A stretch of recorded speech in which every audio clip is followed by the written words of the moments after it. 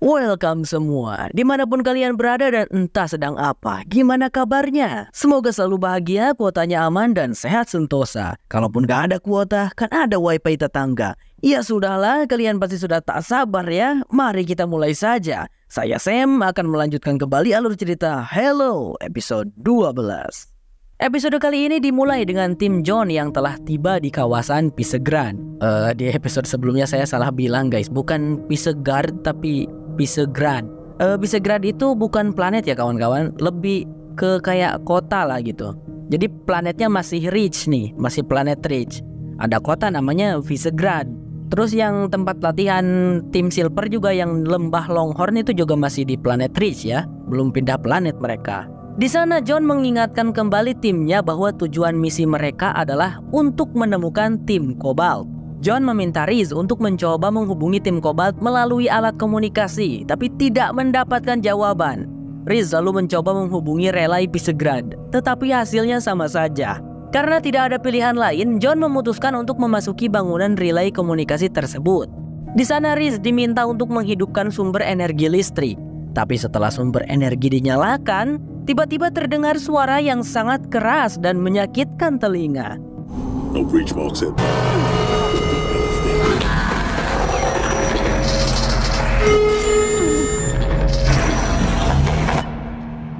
John segera mematikannya. Kejadian tadi membuat ketiga rekannya terlihat bingung. Namun John mengatakan bahwa ia pernah mendengar suara yang sama di planet Sanctuary. Sesaat kemudian suara aneh kembali terdengar.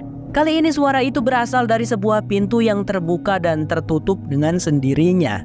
Dengan hati-hati, John turun menuruni anak tangga, sembari tetap waspada terhadap kemungkinan serangan yang mungkin terjadi begitu saja.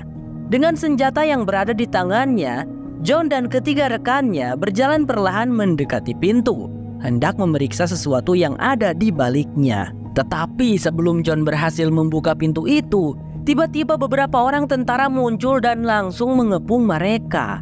Ternyata para tentara itu dikirim oleh Fleetcom untuk membawa tim Silver kembali. Sebentar bang, Fleetcom nih apa lagi dah? Ada UNSC, ada ONI, ada Fleetcom. Bingung gak nih? Ya sebenarnya saya juga bingung dan belum paham Dun. Tapi ya kayaknya ONI dan Fleetcom itu adalah organisasi-organisasi yang dibuat oleh UNSC. Nanti akan saya jelasin lebih lanjut ya guys kalau udah dapat penerangan. Lanjut. Riz, Banach, dan Kai sama sekali tidak mengerti dengan situasi yang terjadi. Mereka bingung karena seharusnya mereka datang ke sini untuk menjalankan misi. Mengapa mereka malah akan ditangkap? Tentara wanita yang kita sebut saja Mary mulai menjelaskan tindakan pelanggaran yang telah dilakukan oleh John. Pertama, John sudah mencuri kapal secara ilegal dan dia juga memalsukan rencana penerbangan yang katanya mau ke lembah Longhorn kan malah ke sini. Ditambah lagi sebenarnya tim Silver tidak mendapatkan izin untuk menggunakan pakaian tempur mereka. Setelah mendengar semua itu, ketiga rekannya John semakin bingung dan meminta penjelasan dari John. Tetapi John enggan menjawabnya. John merasa sedikit kesal karena tinggal satu langkah lagi untuk mendapatkan bukti-buktinya. Meskipun cara yang dilakukannya salah, dia tidak memiliki pilihan lain karena tidak ada satu orang pun yang mempercayainya. John belum mau menyerah, dia telah pergi sejauh ini dan bertekad untuk melakukannya sampai akhir. John kemudian mencoba menanyakan kepada Mary tentang keberadaan tim Cobalt. Tetapi Mary enggan memberikan informasi.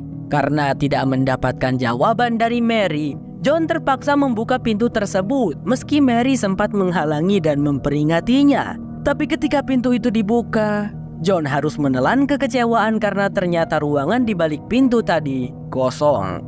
Di sisi lain, James terlihat sedang merawat ayahnya yang sakit. Meskipun ayahnya sudah tua dan juga pikun, tapi James tetap merawatnya dengan penuh kasih sayang. Tiba-tiba, di sela-sela kebersamaan mereka, James mengatakan sesuatu.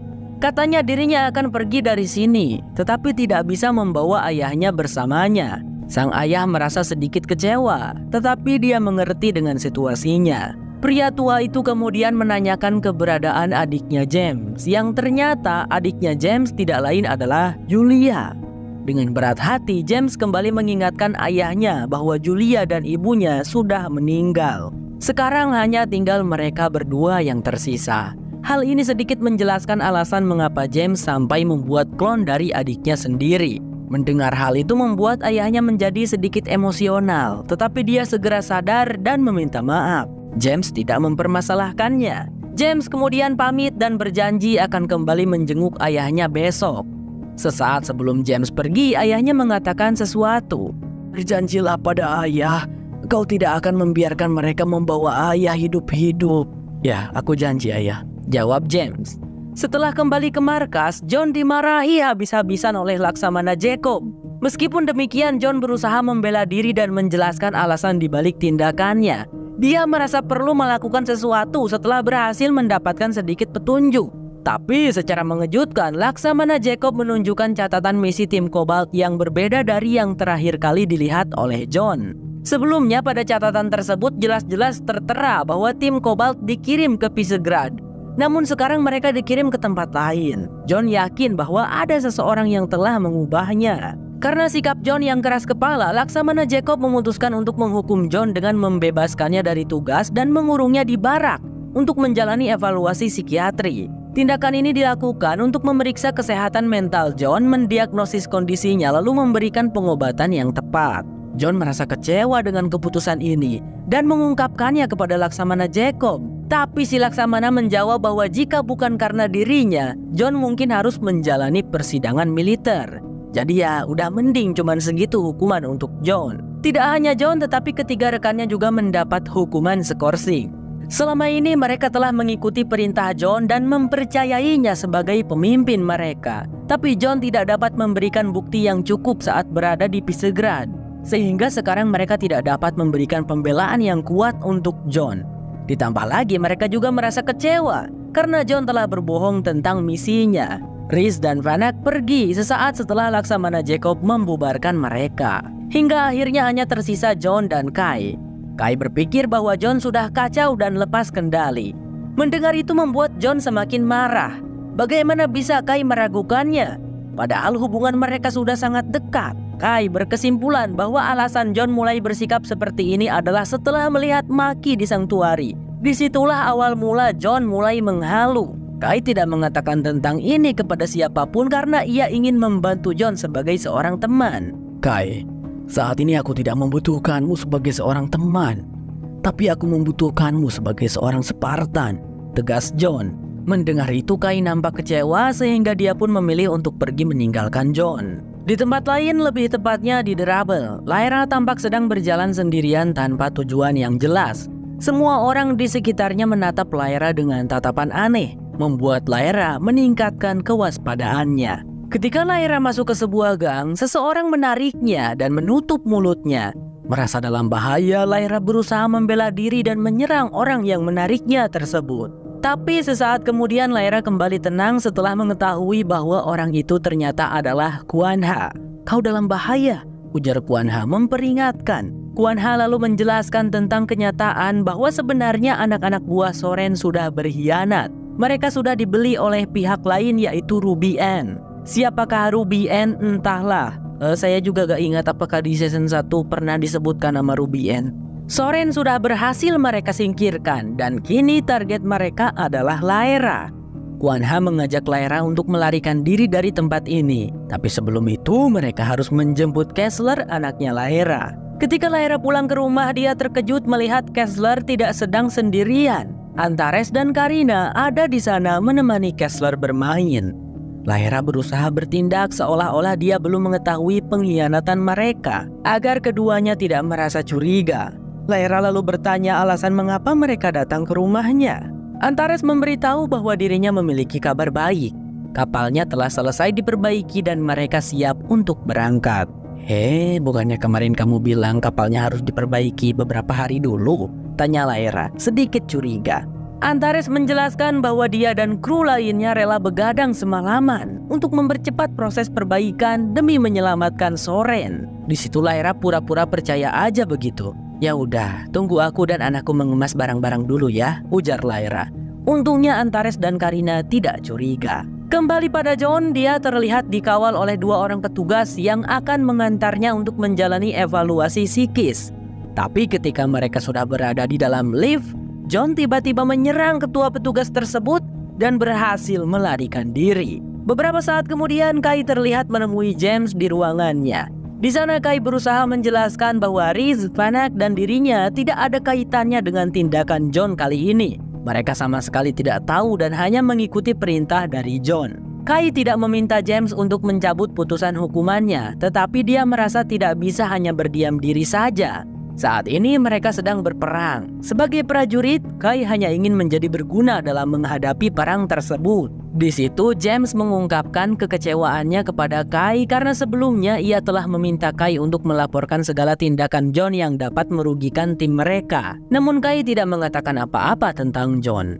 Kai berdalih bahwa itu di luar kendalinya. Meskipun begitu, Kai tetap teguh dan percaya kepada Master Chief John. Master Chief pasti akan introspeksi diri, Pak. Dia adalah prajurit yang baik, ujar Kai. Tetapi Kai nampak terkejut setelah mendengar kabar dari James bahwa John sudah melarikan diri dengan menyerang petugas yang menjaganya. Di situ James menuduh Kai telah bekerja sama dengan John, dan ia ingin tahu tentang rencana mereka dan di mana keberadaan John saat ini. Tentu saja Kai mengatakan ia tidak tahu. Kai benar-benar bingung mengapa John sampai melakukan hal tersebut.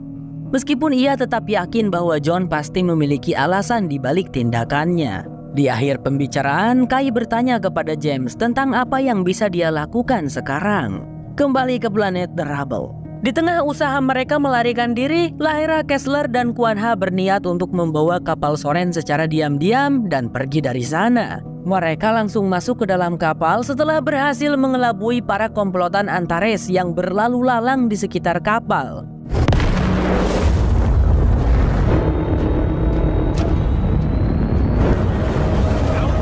We're gonna get your dad now. Tetapi Antares dengan cepat bergerak untuk menutup gerbang keluar. Lyra menyadari hal itu sehingga dia menancap gas agar kapalnya dapat bergerak lebih cepat. Mom! Mom! Damn it!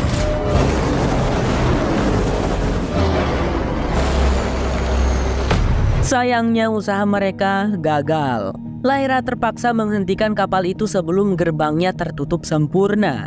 Gak akan sempat sih, pasti bakalan nabrak. Tapi apa yang harus mereka lakukan sekarang? Lyra memutar otaknya.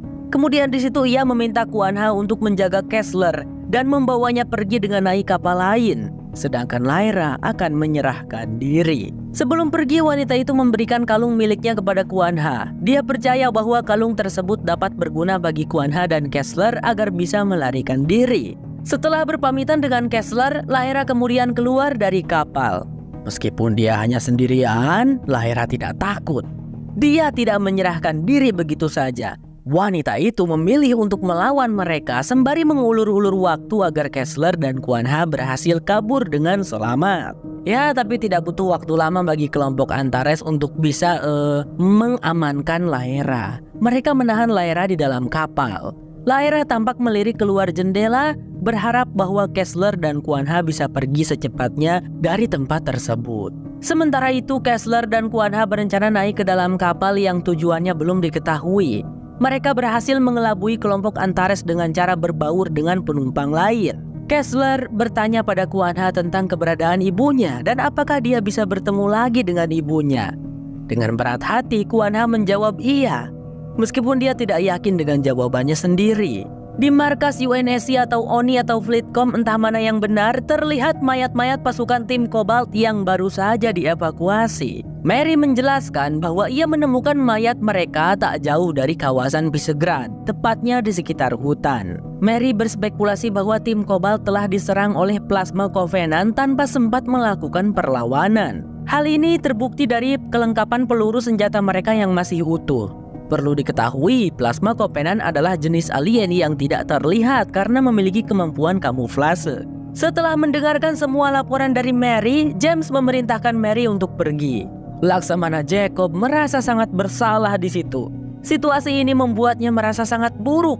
Pria itu lalu bertanya apakah James mengetahui tentang keberadaan Covenant di lokasi tersebut dan tetap mengirim tim Cobalt tanpa memberi peringatan sebelumnya. James tidak menyangkal hal ini sebab dia memiliki alasan tersendiri. James berpendapat bahwa melawan tidak akan menghasilkan apapun karena mereka kemungkinan besar akan kalah. Menurutnya tidak ada gunanya melawan atau mencoba mengevakuasi penduduk, karena hal itu hanya akan menciptakan kekacauan dan kepanikan. James percaya bahwa satu-satunya opsi yang mereka miliki saat ini adalah mengorbankan planet Ridge dan merencanakan serangan balasan di masa depan. Wah, parah sih James ini guys. Dia bahkan tidak berniat melakukan evakuasi gitu. Nyawa para warga yang tidak bersalah akan dikorbankan juga. Ketika Laksamana Jacob selesai mendengarkan argumen James, kemarahannya semakin memuncak. Tapi dia merasa tidak berdaya karena tidak hanya James yang memiliki pandangan tersebut. Tetapi Oni juga mengetahui situasi ini namun tidak mengambil tindakan apapun. James telah mengamankan semua aset penting dan siap untuk meninggalkan planet ini. Ia menawarkan Laksamana Jacob untuk ikut pergi bersamanya. Namun Laksamana Jacob menolak tawaran tersebut dengan tegas. Ia tidak akan pergi kemanapun. Apapun hasilnya, baik menang atau kalah, Laksamana Jacob akan tetap berjuang untuk mempertahankan planet Ridge yang telah menjadi rumahnya dan rumah bagi semua orang. Di sisi lain, setelah berhasil melarikan diri, John memutuskan untuk menemui Margaretto. Namun ketika dia tiba di sana, Margaret terlihat agak kesal dan mengingatkan John bahwa dia seharusnya memberikan informasi sesuai dengan kesepakatan mereka. John berusaha membela diri dengan mengatakan bahwa dia sendiri tidak tahu apa yang harus dilakukan. Dia yakin bahwa Covenant ada di planet Ridge dan kehilangan tim Cobalt semakin memperkuat dugaannya. Namun sayangnya tidak ada yang mempercayai apa yang John katakan. Baik Fleetcom maupun Oni mengetahui kebenaran ini, tetapi mereka memilih untuk menyembunyikannya. John mengungkapkan semua ini dengan sedikit emosi karena dia merasa terjepit dalam situasi yang sulit. Margaret meminta John untuk tetap tenang dan berbicara dengan suara lebih rendah agar percakapan mereka tidak terdengar oleh orang lain. Dia mengatakan bahwa Oni pasti memiliki alasan sendiri untuk bertindak seperti itu, dan jika John terus bertindak sembrono, Oni mungkin akan mengambil tindakan tegas terhadap John. Melihat sikap Margaret yang tidak mendukungnya, John menyadari bahwa sebenarnya Margaret tidak pernah berada di pihaknya. Hal ini terbukti ketika John mencoba berdiri, beberapa pria langsung bersiap-siap untuk menghentikannya. Mereka tampaknya adalah bawahan Margaret, yang membuat John semakin yakin bahwa Margaret masih terikat dengan Oni dan ditugaskan untuk mengawasi John. Margaret meminta John untuk menghentikan perlawanan dan kembali ke Fleetcom, tapi John menolak. Ketika John mencoba pergi, orang-orang tersebut menghadangnya, tetapi mereka akhirnya membiarkan John pergi atas perintah Margaret. Sampai sini saya jadi menduga mungkin saja Oni itu organisasi yang diketuai oleh James, sedangkan Fleetcom organisasi yang diketuai oleh Laksamana Jacob. Mungkin begitu. Di saat yang bersamaan, James yang telah memutuskan untuk meninggalkan planet Ridge menyempatkan diri untuk mengunjungi Dr. Halsey dan mengucapkan selamat tinggal. Namun sesaat kemudian James membuat Dr. Halsey bingung. Dia lalu bertanya mengapa James kembali, dan James menjawab dia membawa seseorang yang akan menemani Dr. Halsey di sana, dan itu adalah Soren. Membuat Dr. Halsey terkejut dengan kedatangan pria itu. Setelah itu James pergi menemui ayahnya. Dia lalu bertanya apakah ayahnya masih ingat tentang pembicaraan terakhir mereka. Ayahnya dengan cepat memahami apa yang dimaksud James, yaitu permintaannya untuk tidak ditangkap hidup-hidup.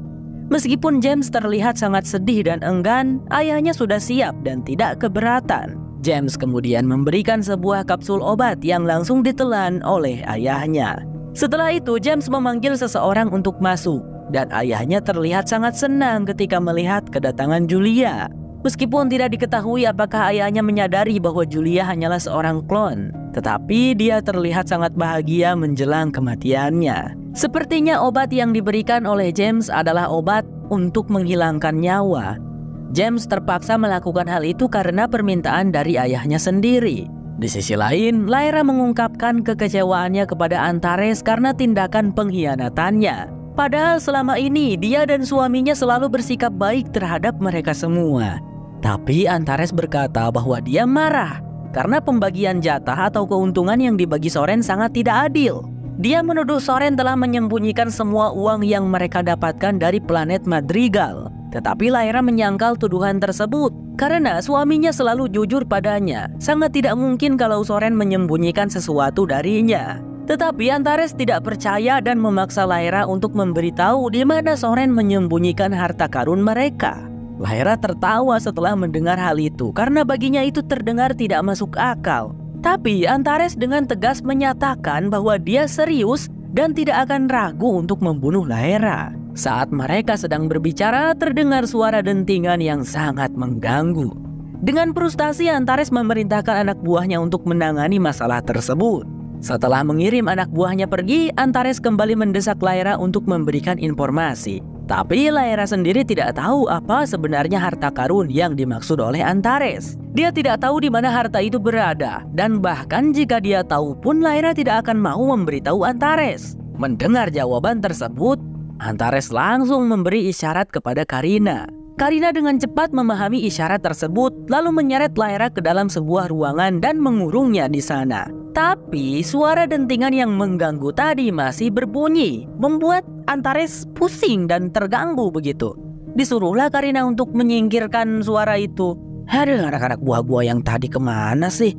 Disuruh perbaiki suara yang ganggu aja gak becus. Kemudian di situ Antares membuang semua oksigen dari ruangan tempat di mana Lyra dikurung. Tapi secara perlahan, dia memberi Lyra waktu 1 menit sebelum dia benar-benar kehabisan napas. Lyra terlihat panik dan berusaha membuka pintu, tetapi usahanya sia-sia. Tidak butuh waktu lama bagi Lyra untuk kehilangan kesadarannya. Namun beberapa saat kemudian Lyra tampak tersadar dari pingsannya. Dia melihat pintu ruangan terbuka dan bisa bernapas kembali. Wanita itu melihat Kuan Ha sudah berdiri di depan pintu masuk dengan darah yang menyiprat di wajahnya. Ternyata Kuan Ha yang membuat suara dentingan tadi dan dia telah membunuh Antares beserta antek-anteknya. Kuan Ha berhasil menyelamatkan Lyra. Tak lama kemudian tiba-tiba Karina datang, tapi dengan cepat Kuan Ha membunuhnya juga. Wah, di season 1 Kuan Ha adalah beban, tapi di season 2 ini dia menjadi pahlawan yang gak ada lawan. Kemudian Lyra bertanya tentang keberadaan Kessler putranya, dan Kuan Ha menjawab Kessler sudah masuk ke dalam kapal lain. Mendengar jawaban itu, Lyra bertanya lagi mengapa Kuan Ha meninggalkan Kessler sendirian, padahal dia telah memintanya untuk menjaga Kessler. Kuan Ha pun beralasan bahwa dia tidak bisa melakukannya, sebab jika dia pergi bersama Kessler, Lyra pasti akan mati. Monday, Tuesday, Wednesday, Thursday, Friday, Saturday, Sunday. Monday, Tuesday, Wednesday, Thursday, Friday, 7 days a week. Every hour, every minute, every second, you know, night after night, I'll be loving you right 7 days.